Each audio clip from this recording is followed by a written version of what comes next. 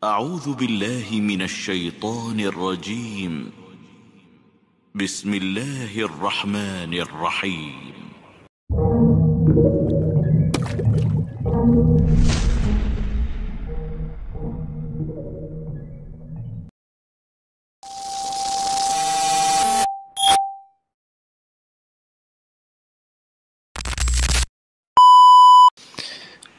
Assalamualaikum warahmatullahi wabarakatuh.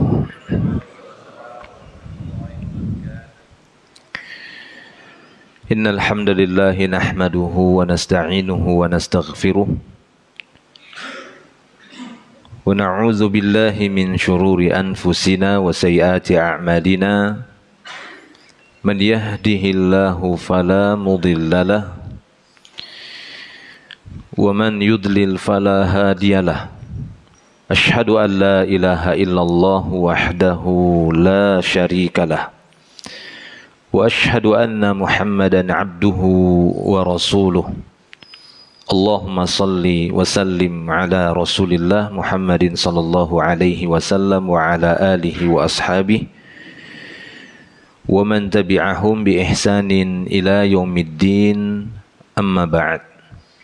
Ma'asyiral muslimin wal muslimat, rahimani Allah wa iyyakum ajma'in. Alhamdulillah, kita bersyukur kepada Allah Subhanahu wa taala atas segala nikmat-Nya. Pada pagi hari ini Allah Subhanahu wa taala membangunkan kita kembali, memanjangkan umur kita sehingga kita bisa ketemu kembali di masjid Allah taala ini. Demikian juga di majelis ilmu ini. Ini nikmat besar yang patut kita syukuri. Ketika kita terbangun di pagi hari, maka hendaknya kita menyadari bahwa Allah Subhanahu wa taala memberikan kesempatan kita kembali untuk beraktivitas menjalani kehidupan kita di dunia sebelum di akhirat nantinya. Terlebih lagi saat kita menyadari bahwa saat ini kita berada di bulan kebaikan, di mana pintu-pintu kebaikan dimudahkan oleh Allah Subhanahu wa taala. Dengan isyarat dari Nabi kita sallallahu alaihi wasallam bahwa kedatangan Ramadan, maka selama sebulan Allah akan membuka pintu-pintu surga dan tidak akan menutupnya. Demikian juga Allah Subhanahu wa taala menutup pintu-pintu neraka dan tidak membukanya. Dibelenggunya syaitan-syaitan yang sangat durhaka. Ini semua isyarat bahwa Allah Subhanahu wa taala lebih memudahkan hamba-hambanya, khususnya orang-orang beriman, untuk mencapai kebaikan sebesar-besarnya, agar mereka benar-benar bertakwa kepada Allah Subhanahu wa taala, terutama ketika menjalankan ibadah puasa ini. Karena berbicara tentang Ramadan, maka yang paling utama adalah puasanya, siamnya. Yang lainnya itu mengikuti perkara-perkara yang melengkapi. Tapi yang wajib bagi kaum muslimin saat berada di bulan Ramadan adalah puasanya, bukan baca Qur'annya, bukan sholat tarawihnya sebenarnya, kalau ditinjau dari sisi hukumnya, tapi siam, puasanya bagi yang mampu. Selebihnya ada keutamaan-keutamaan amal yang lainnya yang memang sangat diunggulkan ketika berada di bulan Ramadan. Namun tak kalah pentingnya kita berusaha menjaga diri dari hal-hal yang bisa merusak puasa kita, terutama yang bisa mengurangi pahala puasa kita. Pada kesempatan kuliah subuh ini, kita akan sedikit membahas tentang akibat dari tajassus, akibat dari memata-matai aib saudaranya. Karena tidaklah layak, terutama di bulan Ramadan, seorang yang berpuasa lalu terjebak dalam perbuatan tajassus, yaitu memata-matai rahasia saudaranya, apalagi sampai berusaha untuk memata-matai saudaranya untuk mendapatkan aibnya. Maka sungguh perbuatan tajassus ini adalah dosa besar. Dan nanti akan kita sebutkan dalam satu hadis bagaimana Nabi kita sallallahu alaihi wasallam menyebutkan akibat dari tajassus itu. Tujuannya agar kita tidak terjebak di sini. Terlebih lagi saat kita berpuasa, di mana seorang yang berpuasa Allah Ta'ala inginkan dia dalam kondisi betul-betul kebaikan yang maksimal. Sampai-sampai Nabi berpesan di dalam banyak hadis, seorang yang sedang berpuasa tidak melakukan rafats, berkata-kata yang keji, kata-kata yang kotor, wala yashab, jangan teriaknya terlalu keras, mengangkat suara seperti di pasar, wala yajhal, jangan berbuat jahil. Bahkan kata Nabi, wa in syatamahu ahad au qatalah, kalaupun ada seorang yang mencela dia, memancing kemarahannya, mengajak dia berkelahi, mengajak dia bertengkar, maka jawab, katakan, aku ini sedang beribadah kepada Allah. Maksudnya, ini shaim, saya sedang puasa.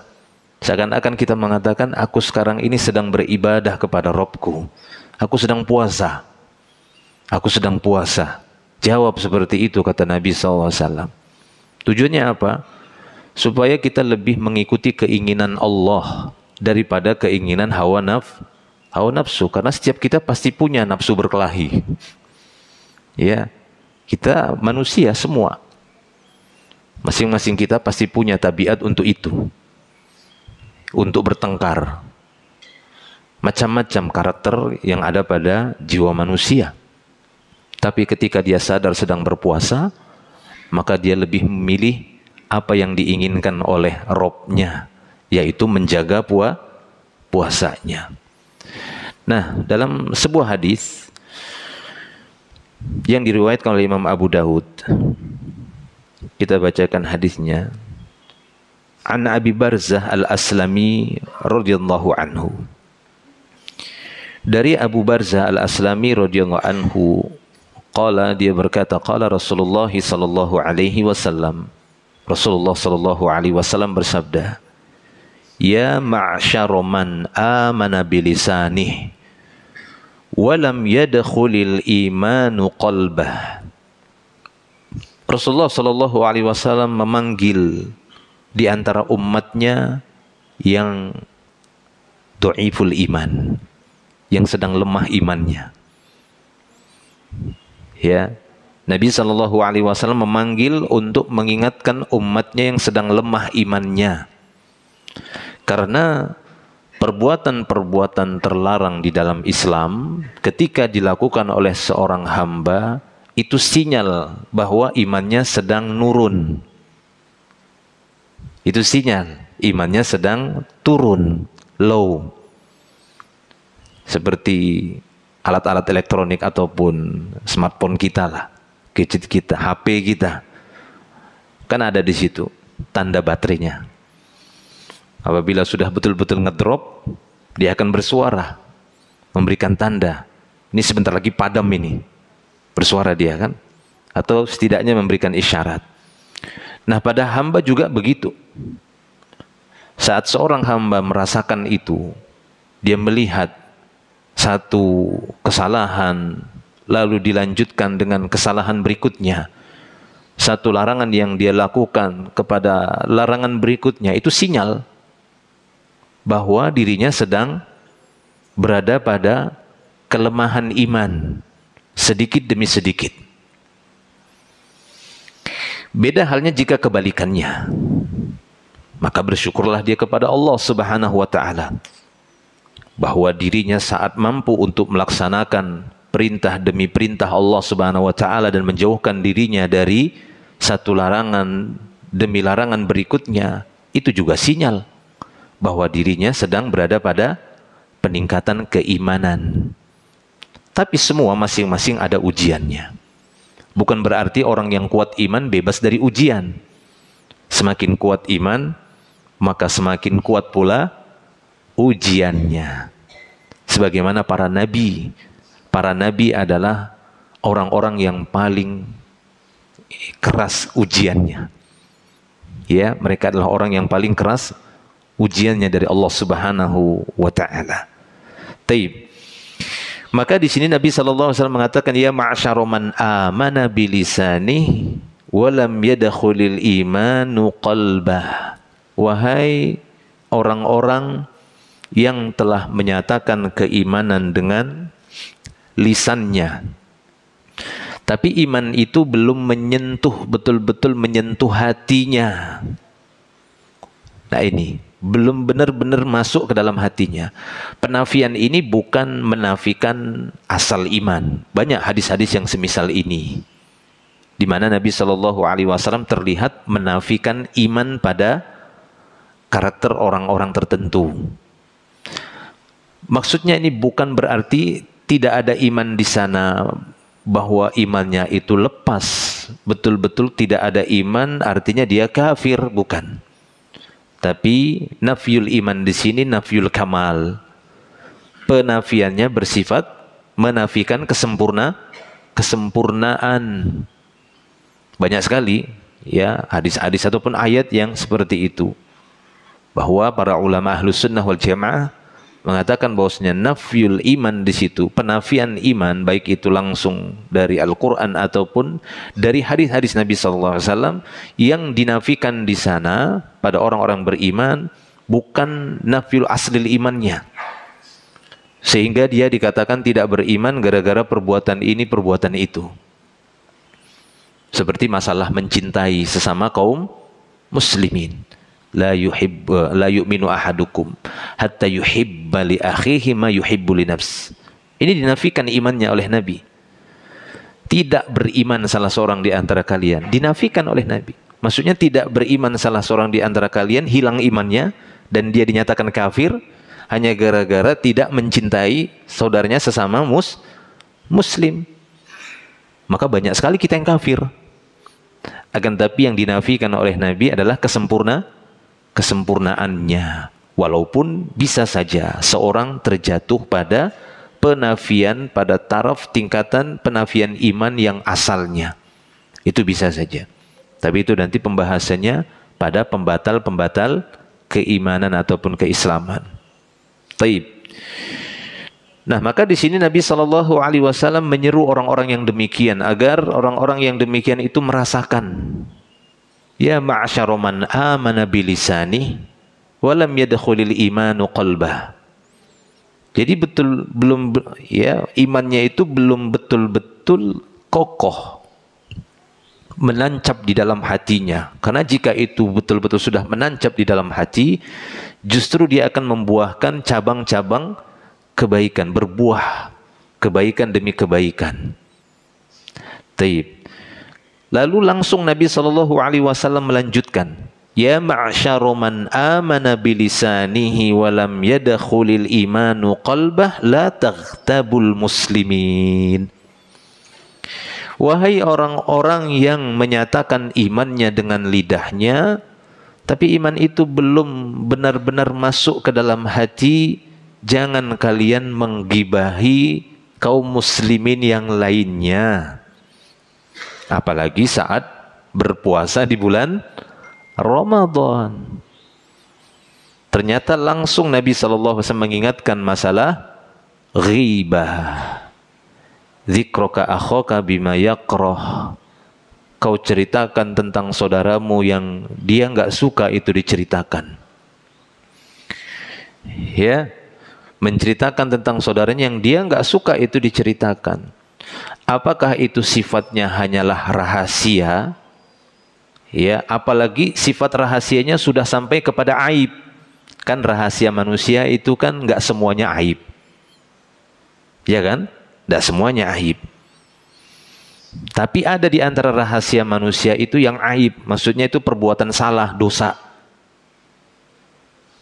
Terlebih lagi itu pastinya hukum asalnya ataupun umumnya orang-orang tidak suka.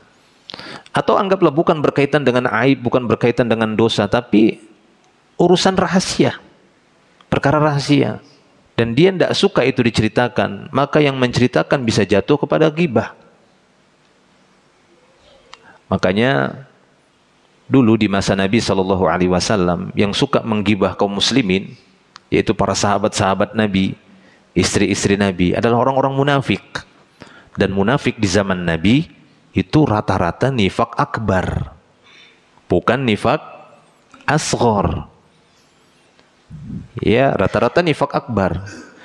Cerita-cerita kaum munafik di zaman Nabi adalah kaum munafik yang betul-betul tidak beriman hatinya, tapi menampakkan Islam. Ciri-ciri berbicara dusta itu pada mereka. Kalau bicara dusta, karena memang mereka mendustai. Hati mereka enggak beriman, tapi lidah mereka menyatakan beriman. Mereka orang yang tidak amanah, suka mengingkari janji. Ketika bertengkar, lalu mereka berbuat curang. Kan itu kan sifat-sifat kemunafikan. Nah, yang paling sering waktu itu, bahkan yang menggibah di zaman Nabi itu, kata para ulama, adalah kaum munafikun. Para sahabat tidak. Ya, mereka itu tidak terjatuh kepada perbuatan itu. Ya, makanya di sini Nabi SAW ketika mengingatkan ini tidak hanya pada sahabat saja yang dimaksud oleh Nabi SAW, tapi pada semua umatnya setelah mereka. Karena mereka adalah sahabat-sahabat mulia dan terbukti dari beberapa kejadian. Ya. Pernah suatu saat ketika para sahabat duduk bersama Nabi SAW, tiba-tiba terciumlah bau busuk. Ya, irtafa'at rih.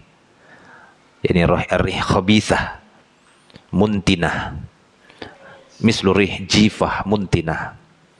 Ini seperti aroma bangkai yang busuk itu tiba-tiba tercium oleh para sahabat dan Rasulullah pada waktu itu. Lalu Rasulullah SAW pun bertanya, atadruna ma hadhihi rih? Tahukah kalian ini aroma apa?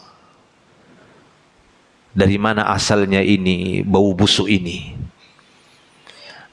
Maka Nabi SAW mengatakan bahwasanya hadhihi rihul ladzina ikhtabul muslimin. Ini adalah aroma busuk yang ditimbulkan oleh orang-orang yang menggibah kaum muslimin. Jadi pada waktu itu Allah Ta'ala izinkan perbuatan ghibah itu bisa tercium dalam bentuk bau bangkai.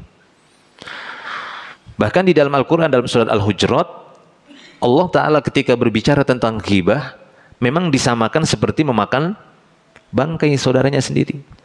Wala yaghtab ba'dukum ba'da ayuhibbu ahadukum ayyakula lahma akhihi mayyitan fakarihtumu.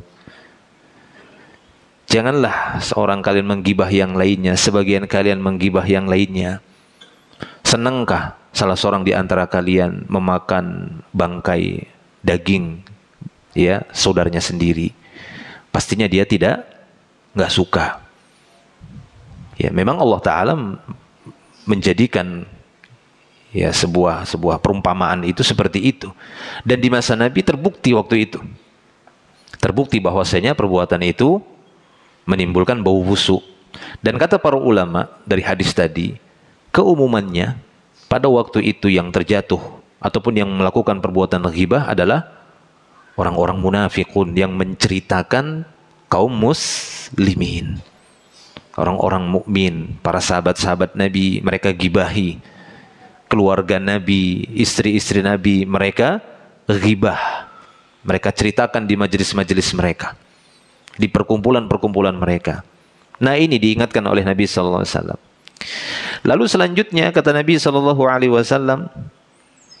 wala tattabi'u auratihim, jangan kalian mengikuti auratnya mereka.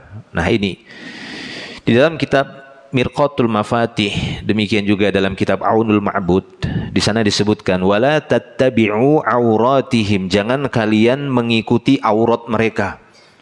Kata mereka wala tajassasu, maksudnya jangan tajassus. Jangan memata-matai aurat orang lain. Jangan memata-matai aurat kaum muslimin yang lainnya. Apa maksud dari tattabi'u di sini? Kata mereka tajassasu. Aurat yang dimaksud aurat di sini adalah aib. Ya, rahasia kaum muslimin yang bersifat perbuatan-perbuatan dosa, kesalahan, kekurangan. Ya, seperti yang kita sebutkan tadi. Rahasia kaum muslimin secara keseluruhan itu tidak boleh diceritakan. Rahasia kaum muslimin masing-masing punya rahasia, itu tidak semuanya berkaitan dengan dosa. Ya, akan tapi berkaitan dengan kehormatan atau sesuatu yang memang dia ingin rahasiakan, itu hak masing-masing. Ya. Seperti sabda Nabi SAW, beliau bersabda, Inna min asyarrin nas indallahi manzilatan yaumal qiyamah ar-rajulu yufdi ila imra'atihi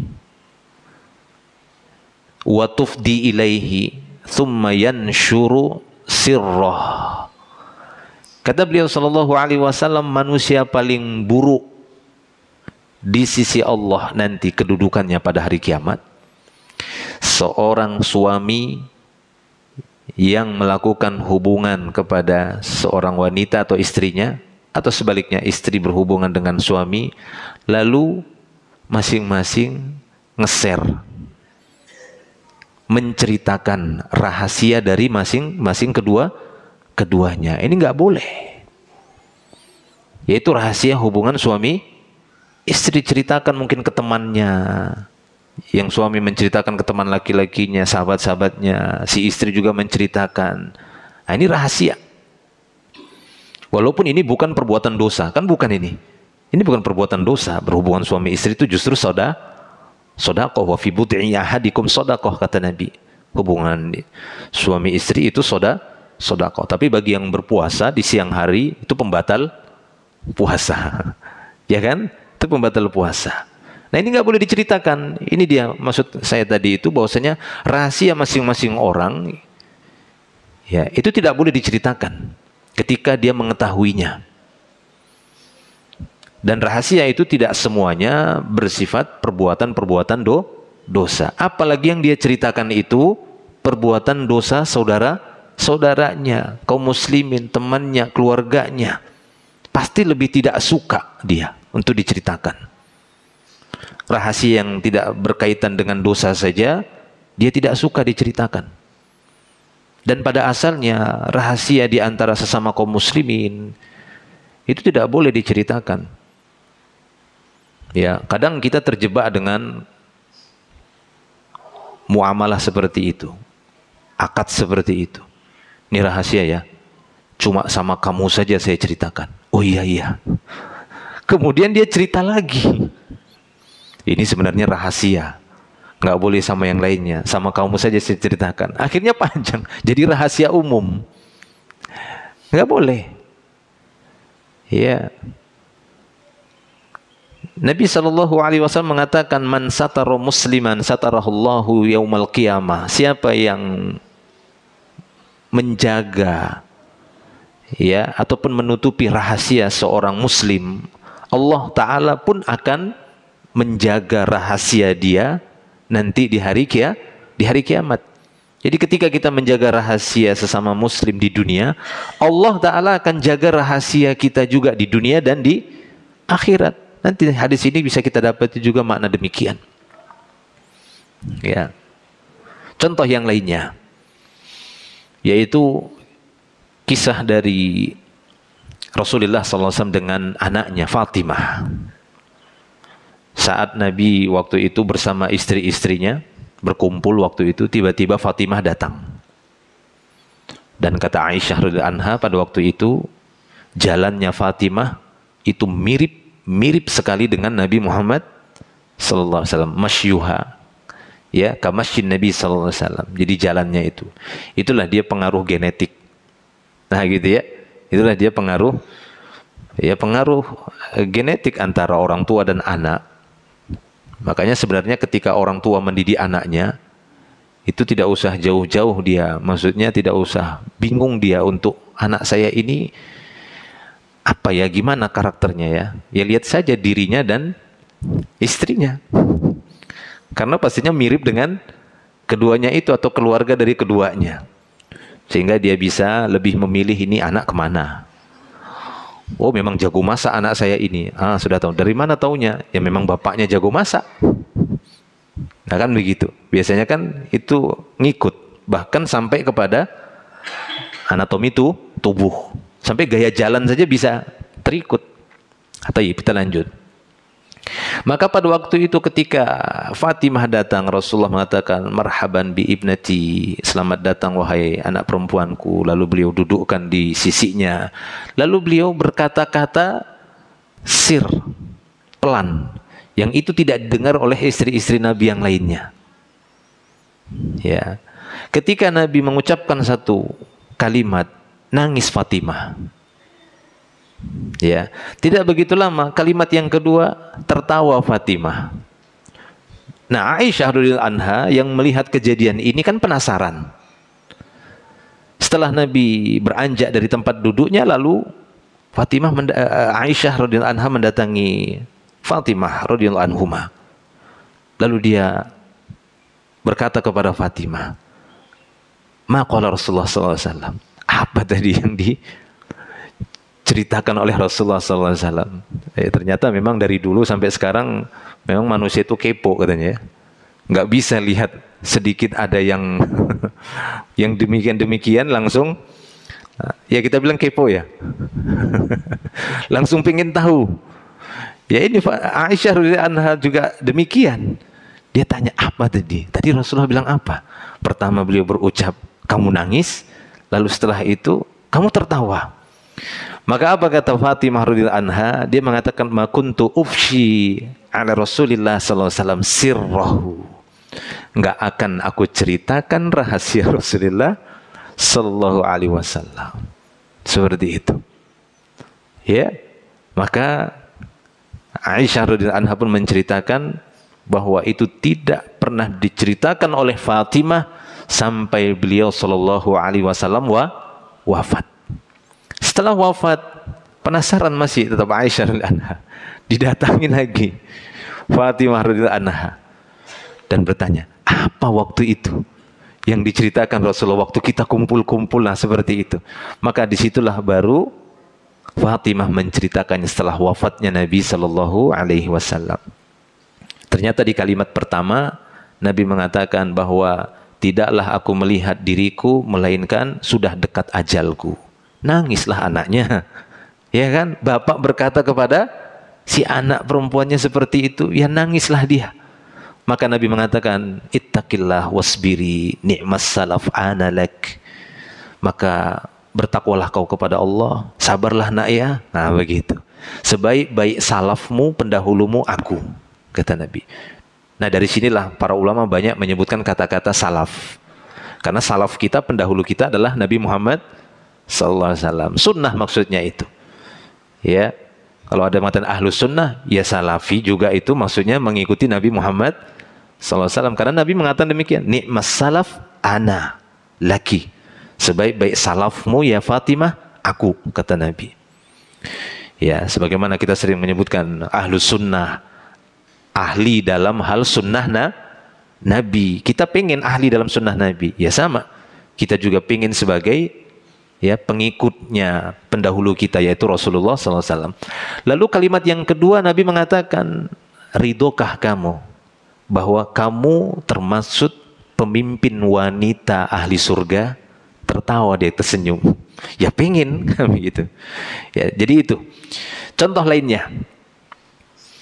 Ya, bagaimana tadi kaum salaf, ya pendahulu-pendahulu kita, contoh kita antara Rasulullah dan anaknya. Fatimah juga sudah mencontohkan. Aisyah juga memahami itu adalah rahasia. Dia tidak kejar-kejar terus. Harus tahu ini gimana ya. Harus tahu. Saking kepo beratnya kan begitu. Ketika dia dikatakan ini rahasia, udah selesai. Harusnya seperti itu. Ya, hilangkan sudah penasaran, rasa ingin tahu. Makanya Al-Imam Al-Ghazali beliau mengatakan bahwa tajassus, memata-matai rahasia orang lain, atau pengen tahu rahasia orang lain, atau sampai pengen tahu kesalahan dan dosa orang lain.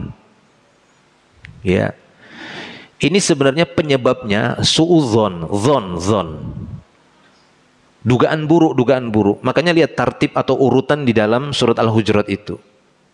Ketika Allah Ta'ala mengatakan ijtanibu katsiran minadh-dhon inna ba'dadh-dhonni itsm wala tajassasu wala yaghtab. Lihat 3 urutan ini, suudzon, tajassus, ghibah. Ya. Jadi Imam Ghazali mengatakan sebenarnya sebab yang paling kuat yang mendorong seorang tajassus, memata-matai orang lain, karena suudzon. Ngelihat begini, apa dia ngapain itu ya? Begitu. Akhirnya apa? Tajassus dia, di mata-matainya, diikutinya orang itu. Habis tajassus dapat infonya, cerita dia sama orang lain, ghibah. Nah, itu dia. Ini Allah Ta'ala sebutkan. Maka Imam Ghazali mengatakan yang paling kuat, ya, menyebabkan sebab yang paling kuat yang menjerumuskan seorang kepada tajassus, suudzon. Menduga yang buruk duluan, padahal buktinya belum kuat. Ya, cuma hanya melihat dia boncengan dengan seorang wanita, tapi dia juga lihat dari belakang. Postur tubuhnya bukan bininya ini. Ya kan? Diikuti. Ternyata emaknya begitu lihat, apa cu? Ternyata udah nenek-nenek, kan begitu. Dia tajassus. Nah, seperti itu. Terlalu kuat keinginannya untuk mengetahui urusan orang lain. Kepo. Ya, dan Nabi kita udah dari dulu. Karena memang Nabi adalah utusan Tuhan, utusan Allah. Jadi maksudnya kita ini manusia, tabiatnya itu hampir sama satu dan yang lainnya. Jangan dikira bahwasanya maksudnya ada di antara kita, atau antum mengira ana juga nggak kepoan. Sama kita semua manusia. Cuma masing-masing berbeda di dalam mengendalikan dirinya. Ada rasa itu. Usahakan kita gitu ya. Ini udah ada ceritanya. Aisyah istri Nabi radhiyallahu anha. Ada cerita yang lain. Ya, sebenarnya banyak. Kita sebutkan beberapa saja. Yaitu antara Rasulullah SAW dan khodimnya beliau. Yang paling terkenal siapa khodimnya beliau? 10 tahun jadi pembantu Nabi, khodimnya Nabi. Anas bin Malik. Ya, umur 9 atau 10 tahun, umminya datang kepada Rasulullah dan mengatakan agar Rasulullah menjadikan Anas sebagai khodimnya Nabi. Pokoknya suruh-suruh apa saja Rasulullah, gitu bahasa kita. Ya Rasulullah, ini anakku, jadikan pembantumu, khodimmu. Kamu suruh-suruh kemana saja, silahkan, saya ridho sudah, jadikan dia pembantu. 10 tahun Anas, ya, menjadi khadim Nabi sampai wafatnya Nabi. Anas bin Malik berumur 20 tahun. Intinya 10-an tahun.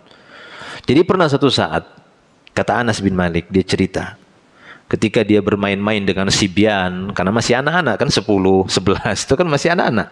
Dia masih bermain-main waktu itu dengan anak-anak yang lainnya. Tiba-tiba datanglah Nabi. Ketika Nabi datang, lalu berkata pelan kepadanya.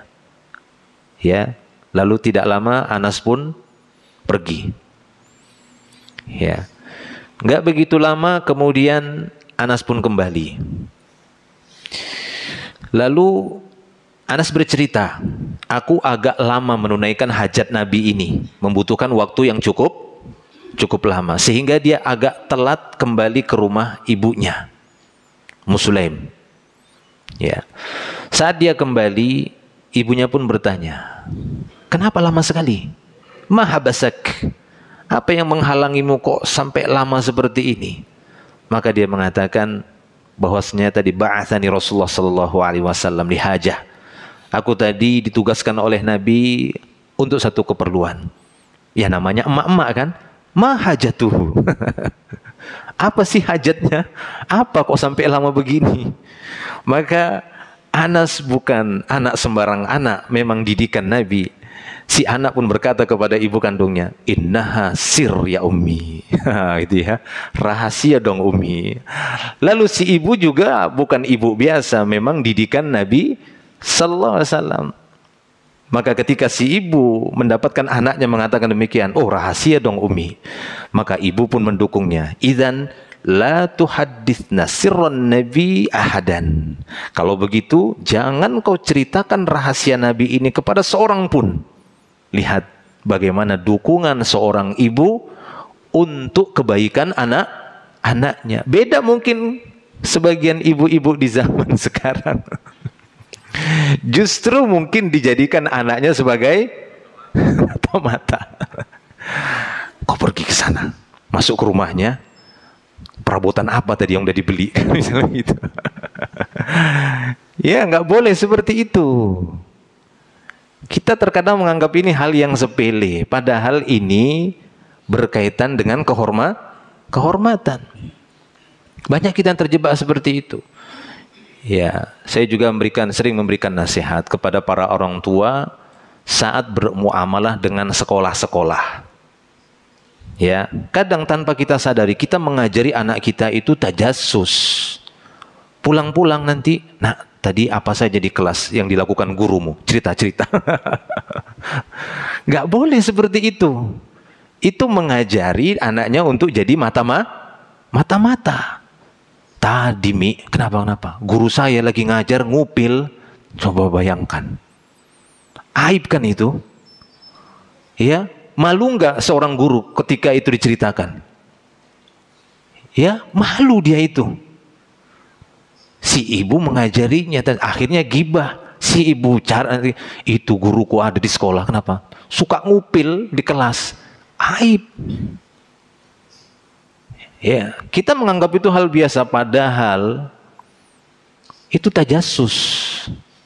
Nggak boleh mencari-cari rahasia orang. Ya, menyuruh orang untuk menjadi tajassus. Ini sebuah hal yang bisa merusak pendidikan sebenarnya.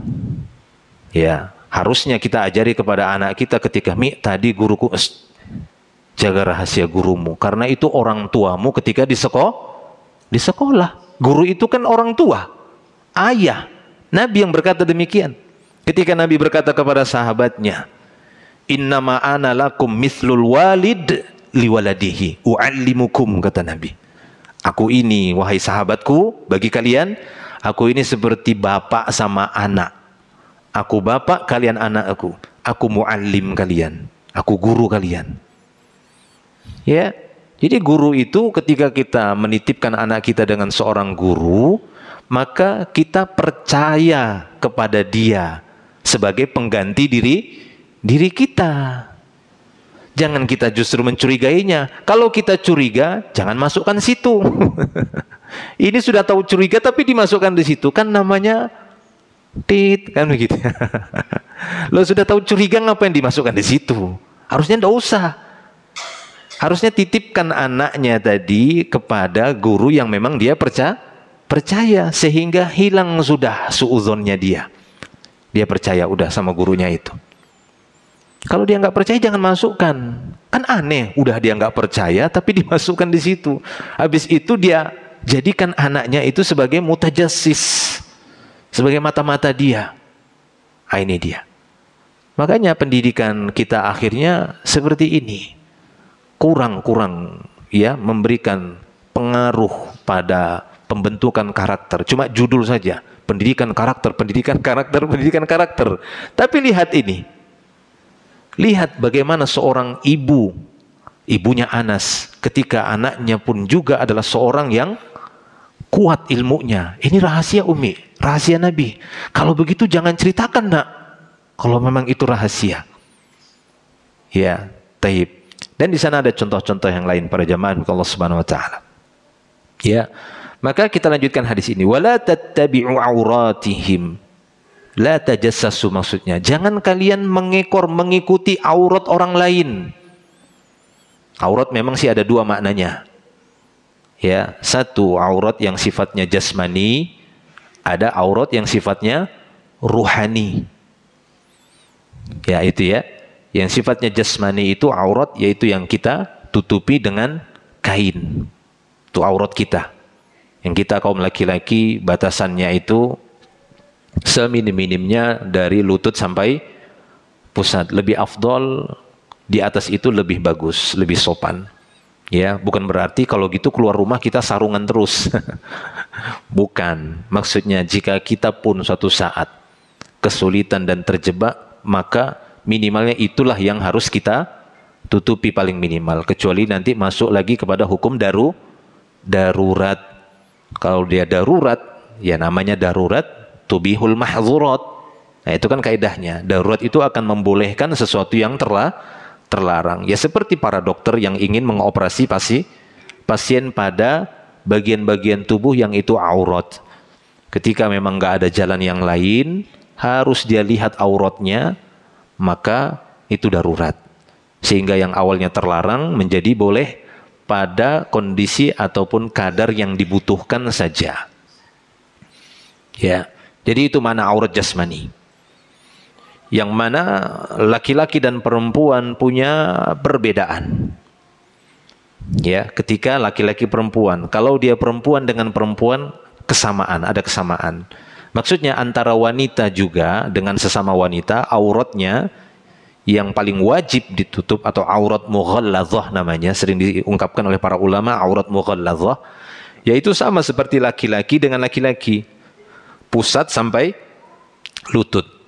Ya, memang di sana ada khilaf, tapi saya lebih merasa aman di situ. Bahkan khilafnya untuk aurat wanita dengan wanita itu ada yang mengatakan dada sampai lutut. Ini wanita dengan wanita, faham ya? Jangan tanya aurat suami istri, itu nggak usah ditanya. Ya, nggak usah ditanya. Maksudnya itu tidak ada aurat bagi mereka, suami dan istri. Selain itu ada. Mau dia antara ayah dan anak perempuannya, ibu dengan anak laki-lakinya, saat sudah baligh ada aurat. Nah itu dia. Ya, kalau wanita dengan wanita seperti itu, lebih afdal memang dia antara dada sampai lutut, karena ada para ulama yang berpendapat demikian. Sekurang-kurangnya ataupun minimalnya adalah dari pusat sampai lutut. Ini wanita dan wanita. Laki-laki juga pusat sampai lututnya, walaupun ada yang mengatakan pusat sampai paha. Ya, ini laki-laki dengan laki-laki, tapi saya lebih aman aurat itu dari pusat sampai lutut, laki-laki sama laki-laki.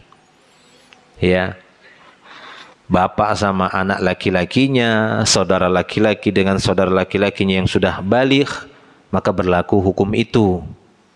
Ditutupi auratnya dari pusat sampai lutut. Apalagi orang lain, kan begitu. Itu di dalam rumah saja ada, apalagi di luar, ya, kepada orang yang bukan senasabnya. Harusnya lebih dijaga. Nah, itu mana aurat yang pertama. Tapi ada aurat yang bersifat batiniah, nggak terlihat oleh mata kita. Aurat orang lain. Maksudnya apa? Dosa-dosa orang lain. Kita nggak tahu di antara kita ini apa bentuk dosanya, tapi kita sadar bahwa masing-masing kita pasti ada dosa, namanya anak Adam. Ya, nggak mungkin ada seorang di antara kita mengatakan aku tidak ada dosa. Ujub. Gitu. Itu bisa jatuh kepada ujub. Ya. Seorang yang Allah Ta'ala jamin dosa dan kesalahannya itu sudah diampuni, dijaga oleh Allah, yaitu Nabi Muhammad sallallahu alaihi wasallam. Bahwa beliau bukan tidak ada dosa dan kesalahan, ada. Makanya kan ada hadis-hadisnya, adapun Allah ya telah mengampuni aku dosaku yang lalu dan yang akan datang.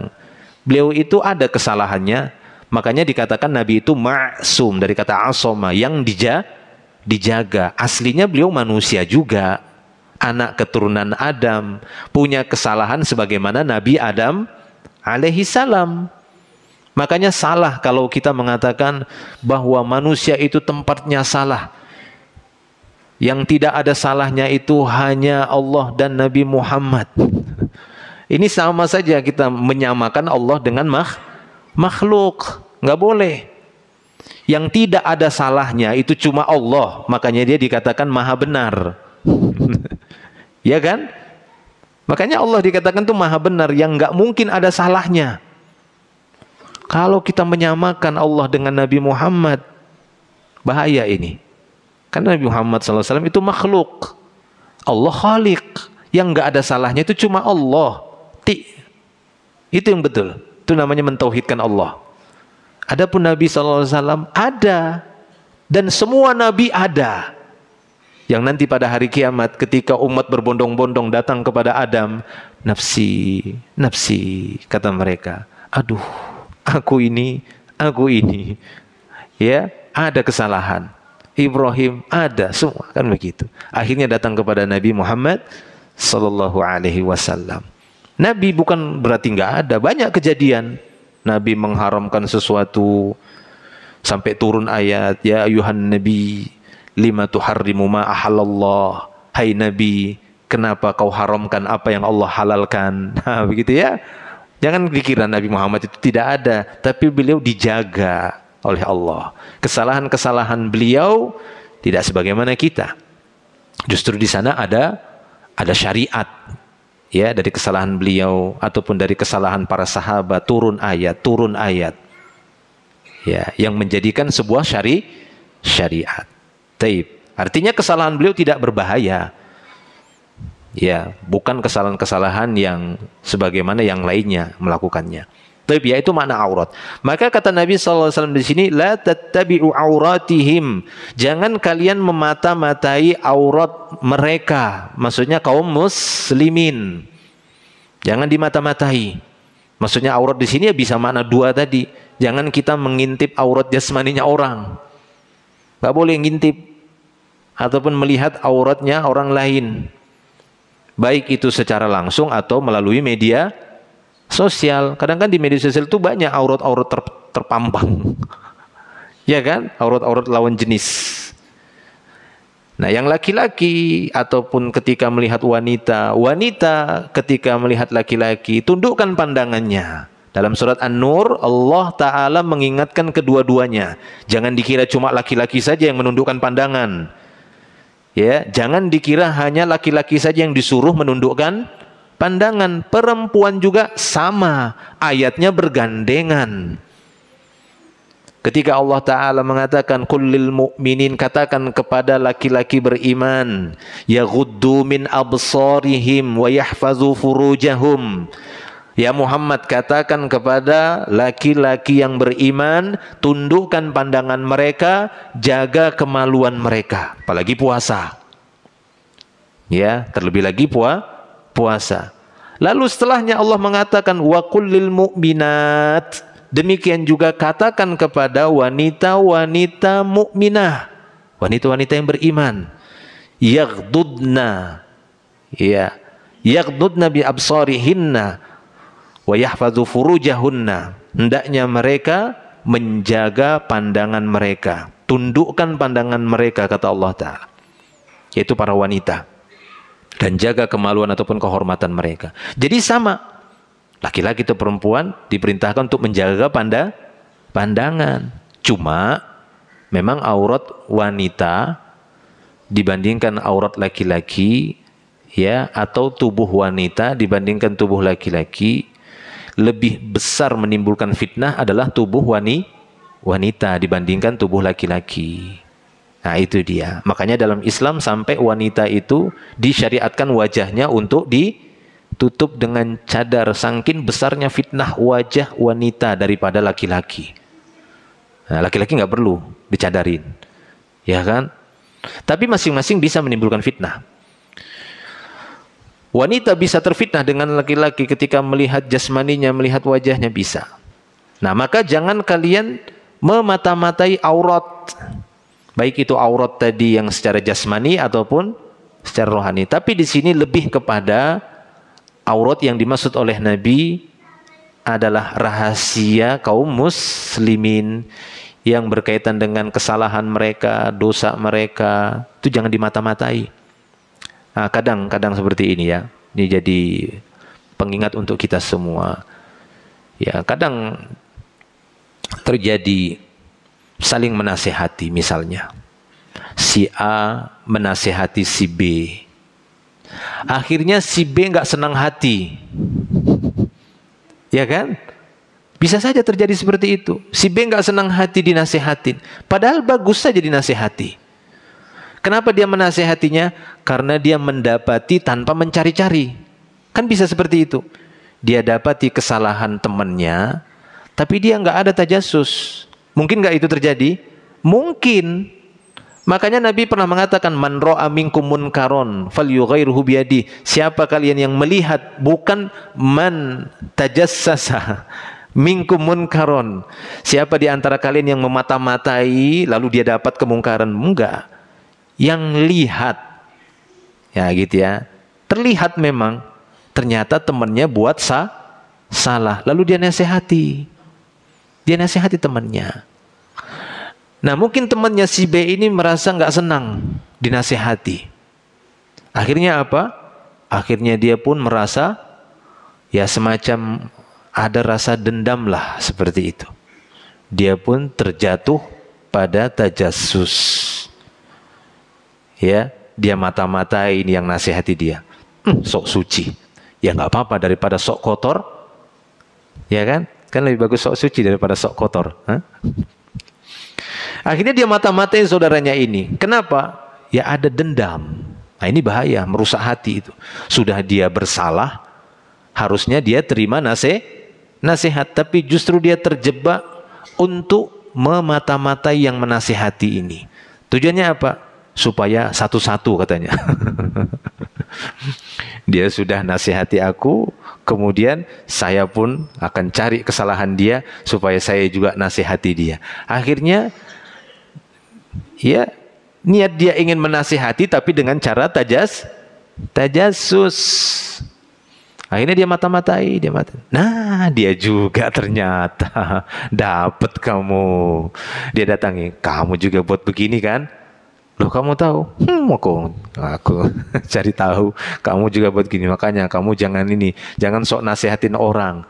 Padahal yang awal dia karena memang terlihat tanpa mencari-cari tahu, lalu dia nasihati, dia berpahala. Orang ini dinasihati jatuh pada dosa. Ya, dia dinasihati justru bukan bersyukur, tapi malah jatuh pada perbuatan dosa, tajassus. Nah, kemudian para jamaah Allah Subhanahu wa taala, kita lengkapi hadisnya. Lalu Nabi mengatakan, "Wala tattabi'u auratihim fa innahu man ittaba'a auratihim yattabi'ullahu auratah."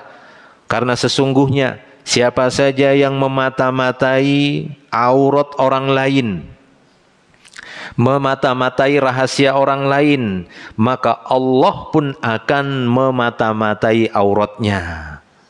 Maksudnya apa ini? Ala sabilil uqubah. Inilah yang kita sebut tadi, akibat dari tajassus. Nah, begitu dia.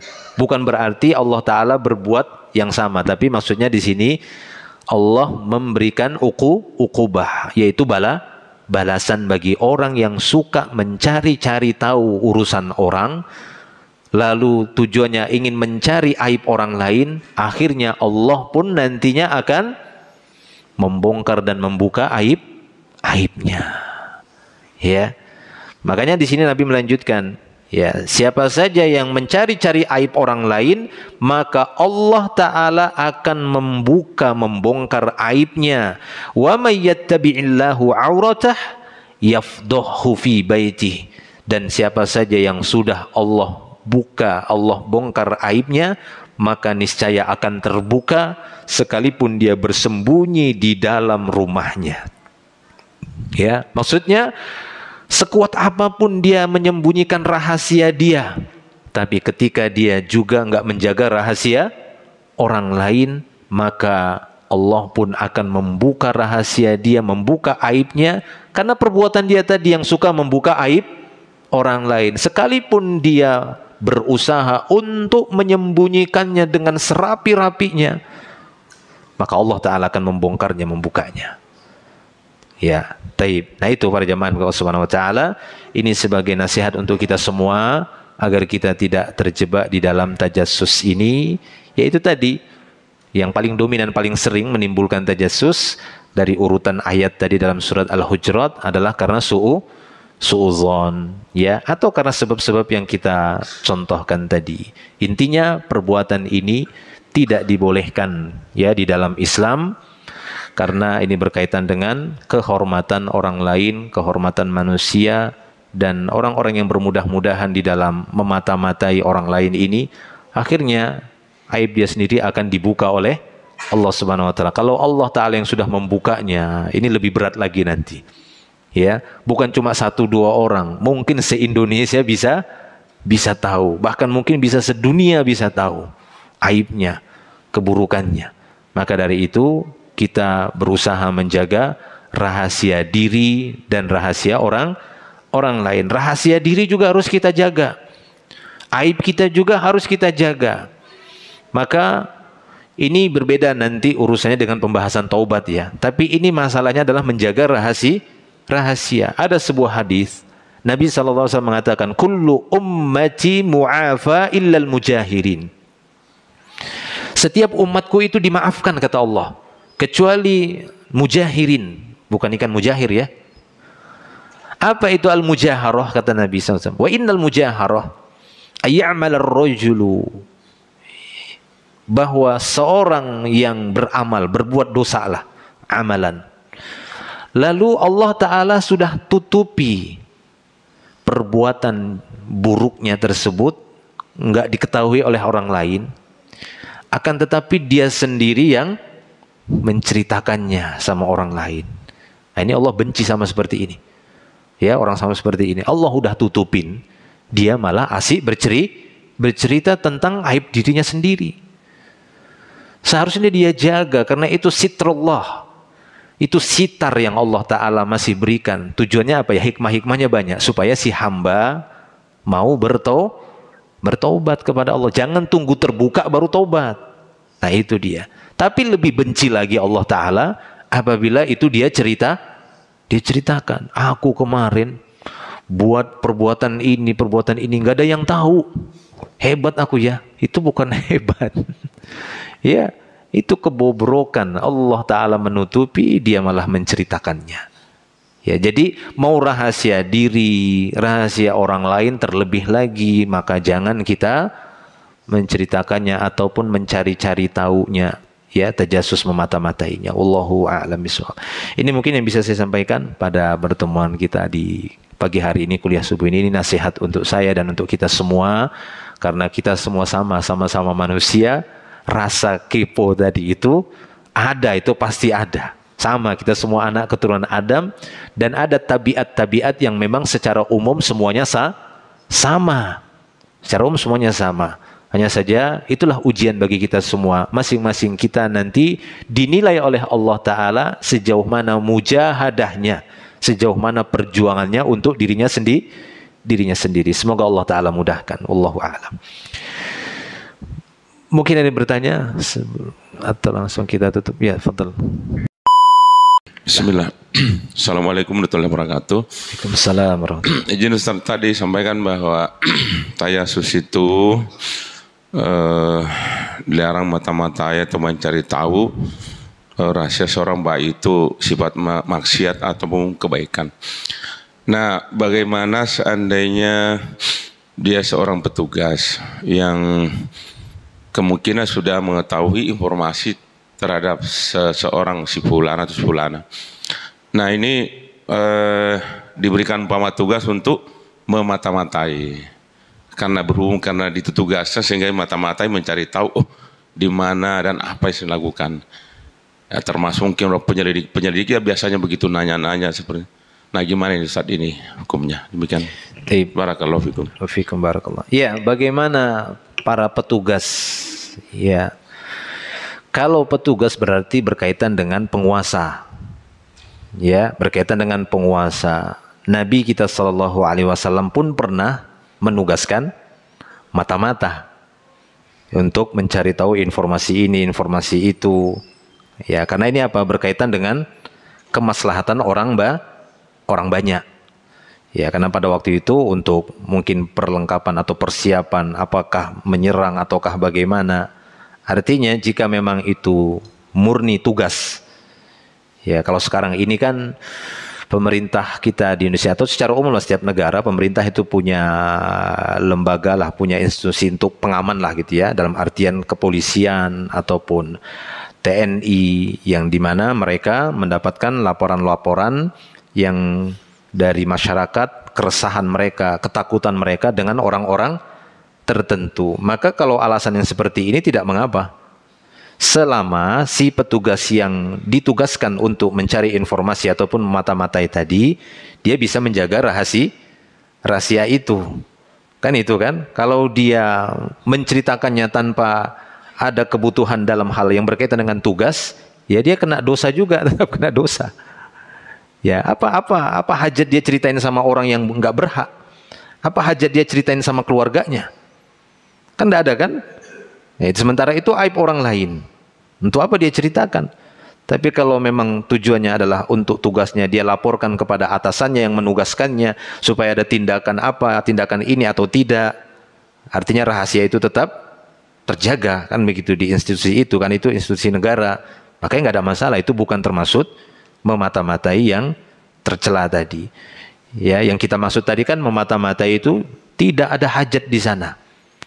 Kepo lah bahasanya kan tadi kita sebut. Kita bahasa sekarang apa?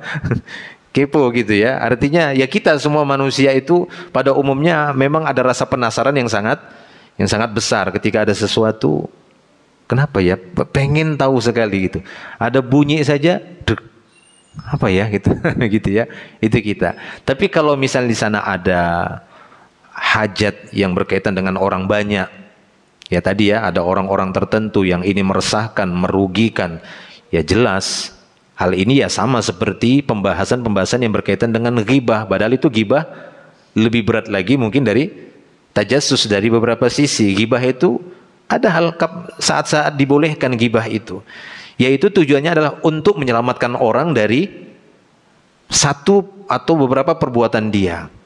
Kan begitu kan? Nah, misalnya ada seorang, mungkin dari petugas keamanan, ya kita anggap belum menangkap dia atau ini, tapi dia ingin orang lain selamat dari tipuan dia. Dia memang lihai di dalam menipu manusia, menipu harta manusia. Akan tetapi dia masih berkeliaran. Lalu kita gibahin dia. Nah ini kan lebih berat sebenarnya daripada cuma mata-matai. Nah Imam Nawawi dan yang lain mengatakan ada saat-saat gibah itu dibolehkan juga. Kapan itu? Tujuan kita menyelamatkan orang. Hati-hati. Dia itu beberapa kali ada orang yang sudah kena tipu. Ini kan gibah namanya. Ini boleh. Sama tadi seperti tajassus, memata-matai yang tujuannya adalah untuk keselamatan orang banyak. Begitu. Tapi tetap harus kita jaga rahasia manusia, rahasia orang lain. Kalau memang tidak dibutuhkan, tidak perlu kita ceritakan. Tapi kalau memang dibutuhkan, dari institusi itu mengatakan ini harus diberitakan, berarti itu bukan rahasia lagi. Karena memang ada hajatnya supaya orang-orang tahu dan waspada terhadap orang ini. Ya, supaya orang tersebut memiliki efek jera juga, itu boleh. Seperti Nabi SAW mengumumkan pemboikotan kepada 3 orang sahabat yang tertinggal dalam perang. Itu diumumkan oleh Nabi sampai sekota Madinah, ya kan begitu. Tahu kesalahan 3 orang ini. Nah itu dia. 50 hari diboikot sama kaum muslimin. Mereka ke sana, semua kaum muslimin buang muka. Nggak mau mengucapkan salam kalau ketemu. Sampai turunnya ayat waktu itu yang menyatakan taubat mereka diterima. Jadi nggak apa-apa kalau memang penguasa waktu itu membutuhkan untuk menyebarkan kesalahannya supaya jadi peringatan bagi orang lain. Nah, yang hati-hati itu kan kita gitu. Kita kan bukan penguasa, rakyat biasa. Ada nggak hak kita nyebarkan? Tapi kalau kita lihat misalnya dari pihak yang berwenang sudah menyebarkannya, oh berarti sudah ada peninjauan dari mereka. Ya, kalau kita nanti harus kita lihat, betul-betul kita lihat apakah layak ataukah pantas, ataukah memang kita melihat bahwasanya ini sangat berbahaya orang-orang tertentu sehingga tidak tertipu. Pada asalnya boleh juga kita untuk menyebarkan itu, tapi tidak semua. Intinya sikap hati-hati itu lebih utama. Ya, untuk kita yang rakyat biasa kan begitu. Kalau dia misalnya ada tugas, dapat laporan, maka itu jelas. Kalau kita seperti tadi, benar-benar kita tahu orang ini sudah ada banyak korbannya. Ya, cuma mungkin ya kadang ya kita kan mungkin di Indonesia prosedurnya sehingga orang itu belum ditangkap juga kan begitu. Dia masih berkeliaran. Tapi banyak nih wanita-wanita ketipu sama orang ini. Berkedok agama, misalkan begitu. Dia berkedok agama. Ya, tapi sudah ada beberapa orang cuma mungkin prosedur dari sistem keamanan belum bisa menangkap dia. Namun mungkin keluarga kita sendiri, orang yang kita percaya memberitakan, iya ada yang kena ini. Maka kita gibahin dia, kita ceritakan, hati-hati sama ini. Walaupun dia berkedok agama, bahaya orang ini. Apa tujuannya? Supaya orang lain selamat, bukan cuma sebatas ceritain saja, bukan karena dendam, bukan karena ini, karena ingin menyelamatkan orang lain. Nah, itu bisa kita ambil. Itu tadi pembahasannya ya gibah yang dibolehkan akhirnya gitu ya, ataupun tajassusnya tadi jika memang ada hajat untuk menyelamatkan orang banyak. Nah, wallahu a'lam. Mungkin nyambungnya sedikit. Apa termasuk orang yang memviralkan sesuatu yang kita dapat kiriman dari seorang terus kita viralkan lagi. Nah, apa termasuk itu dibolehkan atau gimana? Iya, makanya tadi kita melihat sejauh mana yang mau kita sebarkan ini. Jika dia berkaitan dengan aib orang lain, apakah memang aibnya tersebut itu membahayakan orang lain? Memang banyak tadi yang ketipu, ya kan? Ketika mungkin dari pemerintah misalnya belum ada untuk menyebarkan itu, kemudian kita sebarkan itu, tujuannya adalah untuk menyelamatkan orang supaya tidak tertipu, nggak ada masalah. Yang penting kita meneliti dulu, jangan terburu-buru share kan begitu.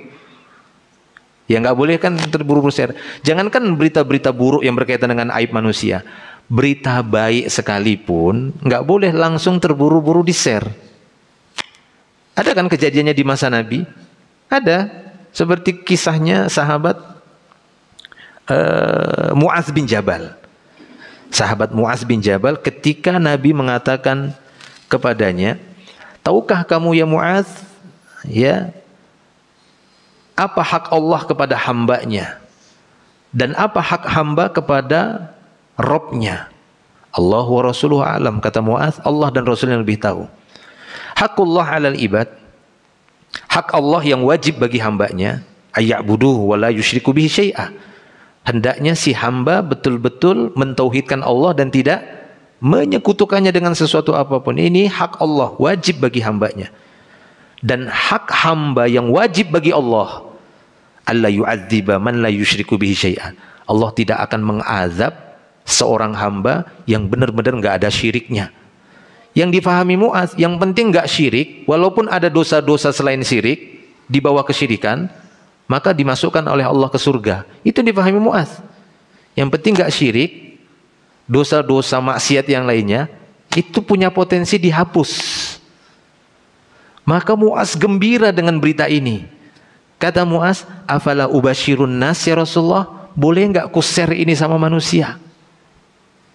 Yang penting enggak syirik, aman. Ya, walaupun kamu buat dosa ini, walaupun kamu dosa itu, dosa ini, yang penting enggak syirik, aman. Boleh enggak ku share ya Rasulullah? La, kata Nabi, la tubashiru, jangan di-share dulu. Fayattakilu, khawatir orang-orang hanya bersandar dengan hadis ini. Lihat, belum saatnya disebar karena waktu itu kaum muslimin belum begitu kuat di dalam semua syariat, belum begitu tahu. Baru tahunya itu masalah yang penting tidak syirik dulu, kan itu dulu dakwah Nabi. Yang penting ditinggalkan dulu berhala. Nah, memang Allah Ta'ala itu akan mengampuni hamba-hambanya yang penting dia tidak syirik. Makanya gembira waktu itu Mu'adz, boleh enggak ku share ya Rasulullah? Jangan dulu. Ya, bukan tidak boleh, maksudnya saat itu belum waktunya. Nah, berita baik saja kalau kita enggak waspada, enggak betul-betul meneliti, itu bisa menjadi salah faham. apalagi berita yang kita sebar berkaitan dengan aib manusia. Aib manusia, layak enggak ini kita sebar? Jangan-jangan kita nanti yang dihisab sama Allah, kan begitu. Ya kan begitu. Tapi kalau kita bilang, wah nanti banyak lagi yang ketipu, ya sudah. Kita ingin menyelamatkan manusia dari tipuan dia, sehingga kita sebar. Hati-hati dengan orang ini. Beberapa orang sudah terbukti tertipu uangnya, hartanya, dia pura-pura begini. Kan kadang ada begitu kan? Dia pura-pura katanya saya musafir fisabilillah, ternyata dia ngumpulkan harta. Ternyata dia orang kaya. Hati-hati ini wajahnya. Ini kan aib sebenarnya. Tapi kita ingin menyelamatkan orang-orang. Kalau ketemu sama orang ini hati-hati, jangan kasih uang. Ini nipu dia. Enggak apa-apa.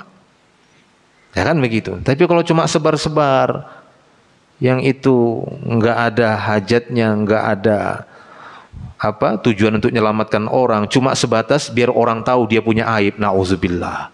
Enggak boleh.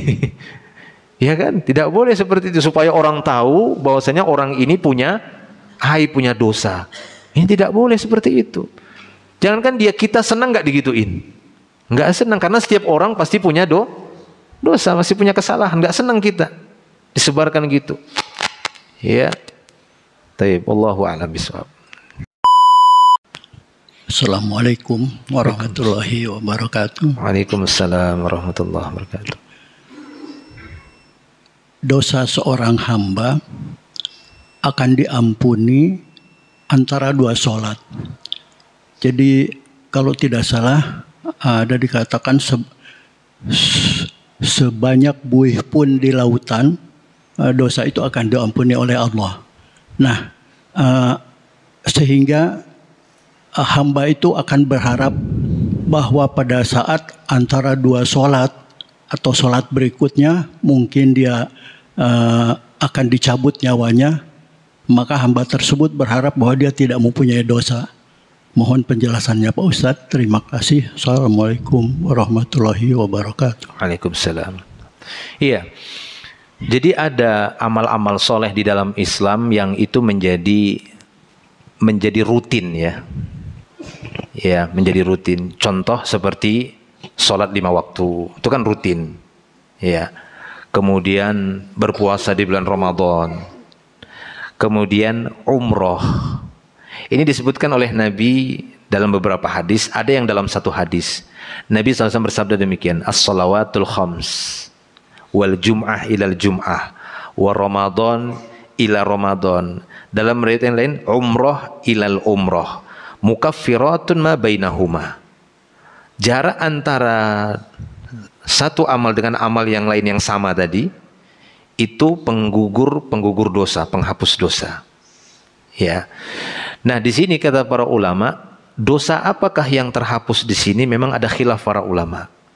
Ada yang mengatakan termasuk dosa besar, tapi sebagian mengatakan enggak, itu dosa-dosa kecil saja, karena memang dosa kecil itu cukup banyak dibandingkan dosa besar. Yang begitu ya, jumlahnya dari sisi jenisnya. Jenis dosa besar itu lebih dikit daripada dosa kecil. Dosa kecil itu banyak. Makanya sering penyebutannya itu seperti buih di lautan. Nah, begitu. Nah, dosa-dosa besar itu bagaimana terhapusnya? Yaitu dengan taubat. Nah, di sana ada hadis yang menguatkan pendapat bahwasanya sholat 5 waktu tadi itu penghapus dosa. Misal seorang sholat subuh, lalu dia beraktivitas. Ini kan pasti banyak kesalahan-kesalahan. Dari penglihatan, ucapan kita sama orang tua kita mungkin, ya gitu kan, yang kita masih punya orang tua, atau mungkin sama istri, atau sama teman, sama tetangga. Ada saja kalimat-kalimat yang itu menyakitkan misalnya, atau mengganggu orang, buat orang gak nyaman, atau tindakan kita, banyaklah. Ya, itu akan menjadi catatan-catatan dosa. Nah, sholat subuh lalu sampai kepada nanti dia zuhur, dengan sholat zuhurnya dia, dosa tadi dari subuh sampai zuhur itu dihapus. Nah gitu, itu dihapus. Tapi banyak para ulama mengatakan dosa-dosa kecil. Karena dosa besar itu terhapusnya dengan taubat. Makanya hadis yang saya bacakan tadi, di akhir hadis itu Nabi mengakhirnya dengan idajtunibatil kabair. Selama dia menjauhi dosa-dosa besar. Maka disitulah kenapa para ulama menyebutkan bahwa sholat 5 waktu jaraknya itu menghapus dosa, tapi dosa-dosa kecil kata mereka. Ramadan dengan Ramadan tahun lalu kita puasa lagi Ramadan ini, itu akan menghapuskan dosa setahun. 11 bulan itu dihapus oleh Allah dengan berpuasanya kita di Ramadan berikutnya. Tapi kata para ulama itu dosa-dosa kecil. Nah gitu dia. Kemudian juga umroh dengan umroh atau Jumat dengan Jumat, ini pekanan. Dia sholat Jumat kemarin. Nah begitu ya. Nanti sampai Jumat dia sholat Jumat berikutnya pekan depan, itu selama sepekan ada dosa-dosa yang begitu banyaknya seperti buih lautan, dihapus oleh Allah Ta'ala. Nah begitu juga umroh seorang. Lalu nanti umroh berikutnya jarak 3 bulan, jarak 4 bulan, atau jarak setahun dia umroh lagi. Setahun itu dihapus. Nah, maka untuk dosa besar bagaimana taubat? Oleh karena itu, apabila amal-amal soleh tadi, dia sholat sekaligus dia taubat. Nah kan itu kan? Dia sholat Jumat sekaligus dia juga bertaubat. Dia masuk Ramadan sekaligus dia bertaubat bulan Ramadan itu. Dia umroh sekaligus dia bertobat, maka ini benar-benar kecil dan besar dari dosanya semua dihapus oleh Allah. Dan ingat ya, taubat itu nggak berat. Yang paling inti taubat adalah apa? Apa yang paling inti? Rukun ataupun ya rukun dari taubat apa? Nabi menyebutkannya dalam hadis itu. Nyesal, iya. Nyesal itu aja. Itu aja sudah. Dia nyesal, itu sudah taubat.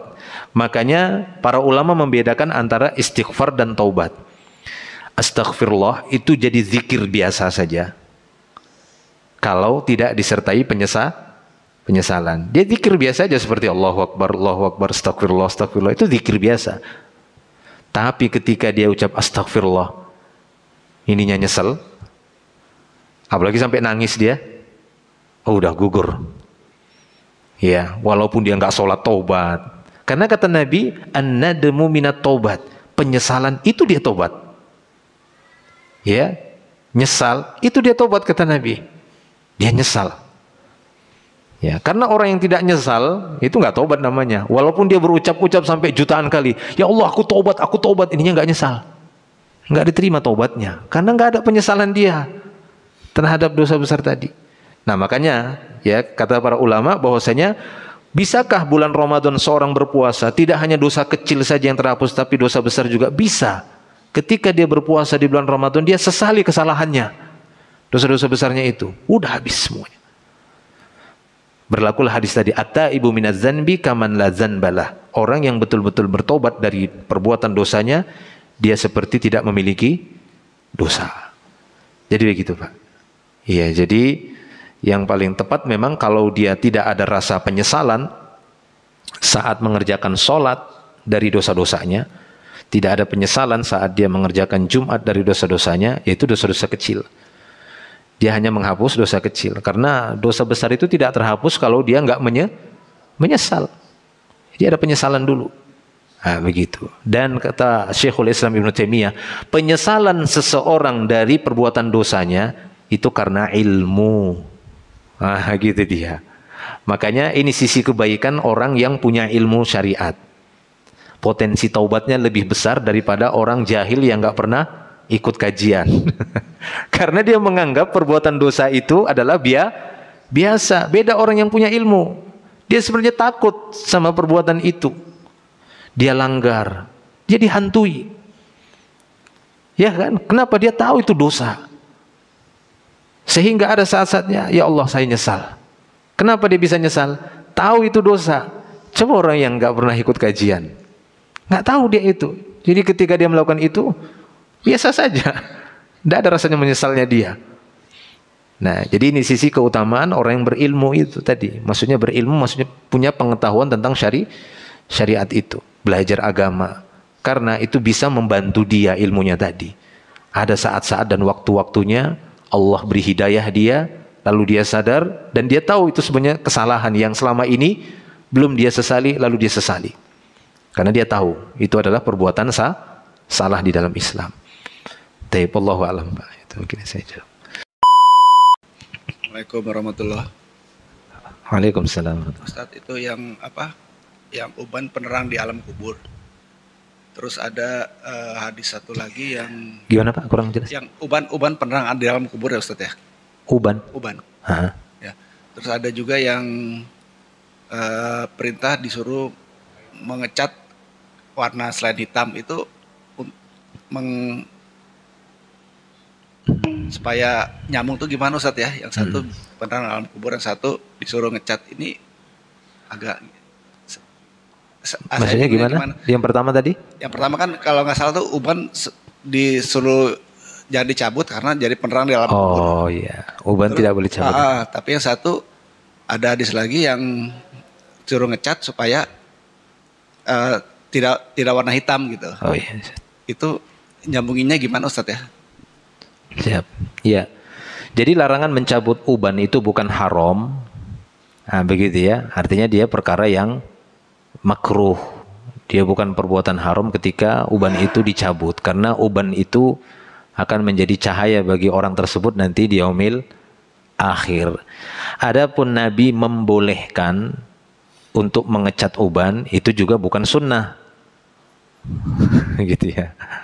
Allahu a'lam, sejauh yang saya ini itu bukan perkara yang sunnah, hanya pembolehan. Ada sih sebenarnya sebagian menganggap itu apapun menghukum itu sunnah karena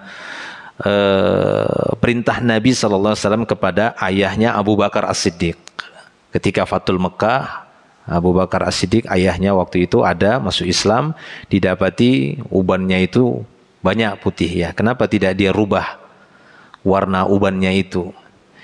Nah kemudian sehingga ya memang ada sebagian ulama sangat menyukai ya uban itu dirubah ya.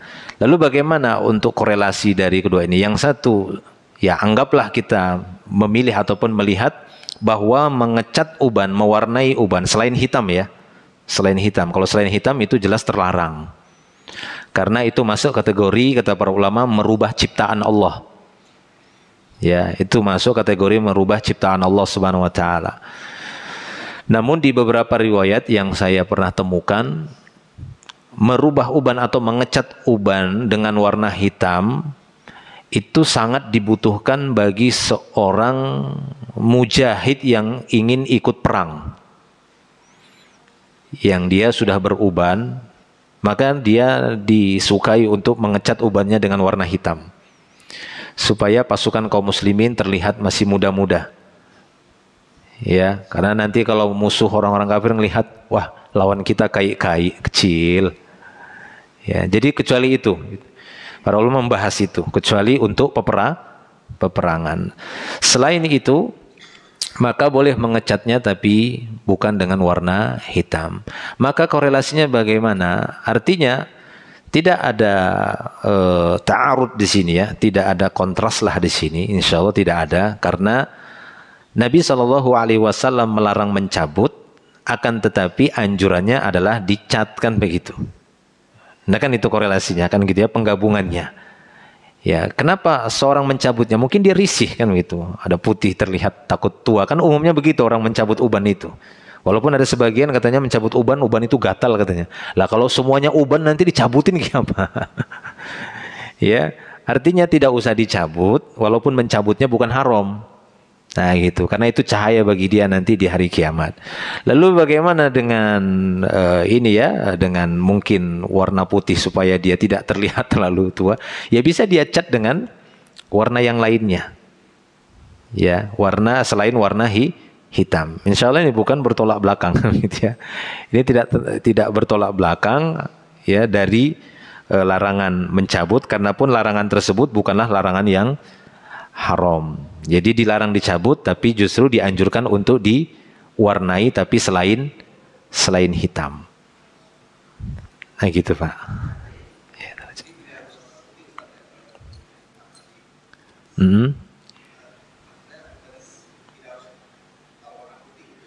Iya.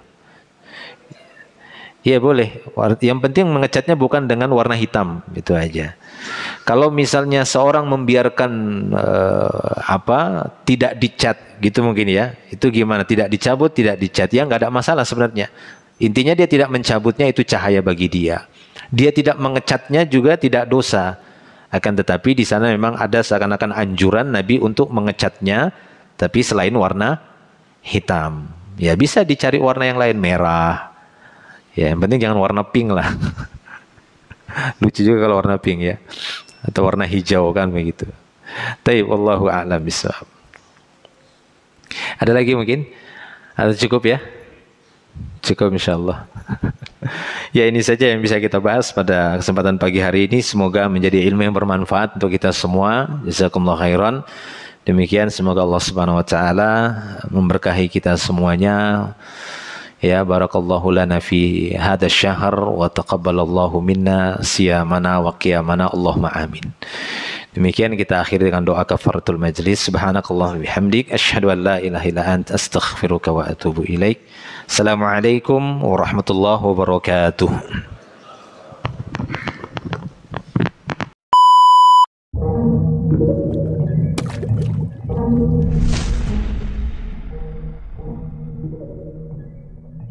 أعوذ بالله من الشيطان الرجيم بسم الله الرحمن الرحيم